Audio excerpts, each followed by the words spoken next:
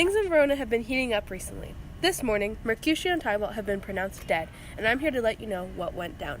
Apparently, Benvolio and Mercutio were talking in the town square, and Tybalt comes up to them, looking for Romeo. Mercutio and Tybalt banter back and forth while Benvolio tells the men not to make a scene in public. Then, Romeo comes in and tries to intervene, but Mercutio and Tybalt start fighting, and Tybalt stabs Mercutio, and shockingly, Mercutio ends up dying minutes later. Then, apparently, Romeo challenges Tybalt to a duel, and Romeo kills Tybalt.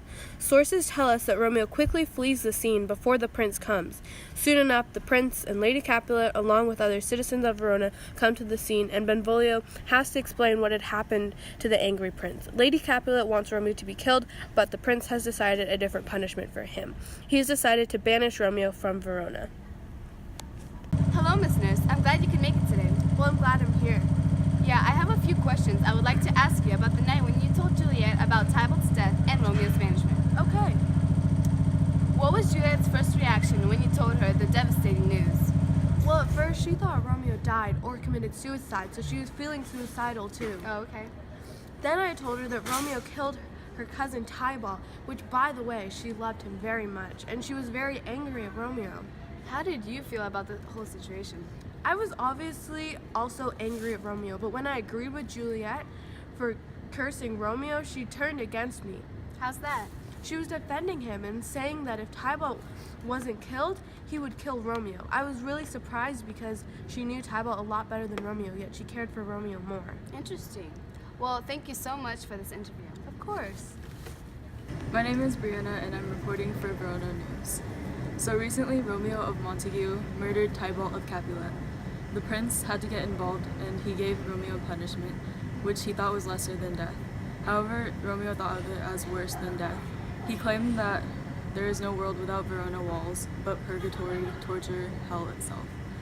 He says it's torture, not mercy. Heaven is here because Juliet lives here.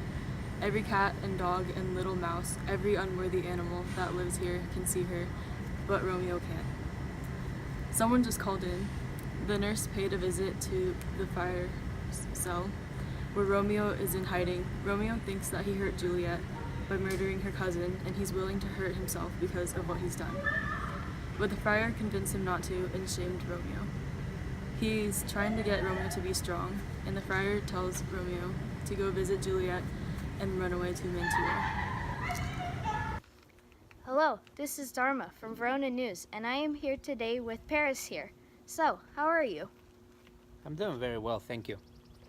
That's good to hear. So I heard that you may perhaps be marrying Juliet sometime. Is that correct? Yes, that's correct. So when will this big event be? Well, for starters, it won't be very big due to recent events, but it will be this Thursday at the church. That sounds like wonderful news.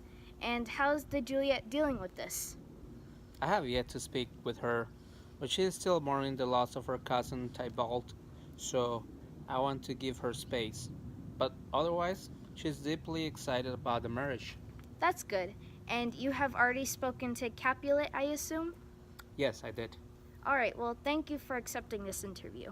You're welcome. It was a pleasure speaking to you. Hello, this is Dharma reporting from Verona News. Now, we just received word that Juliet is officially unhappy about the situation with the marriage with Paris.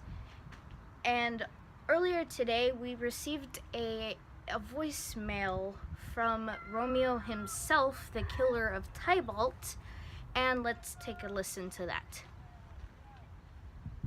Dear Juliet and everyone listening, it was the lark, the bird that sings at dawn, not the nightingale.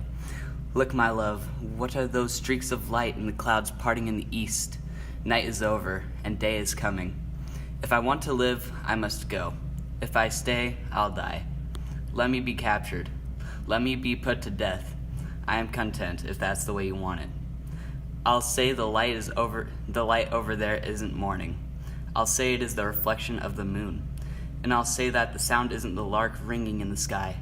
I want to stay more than I want to go. Come, death, and welcome. Thank you for tuning in to Verona News. See you later.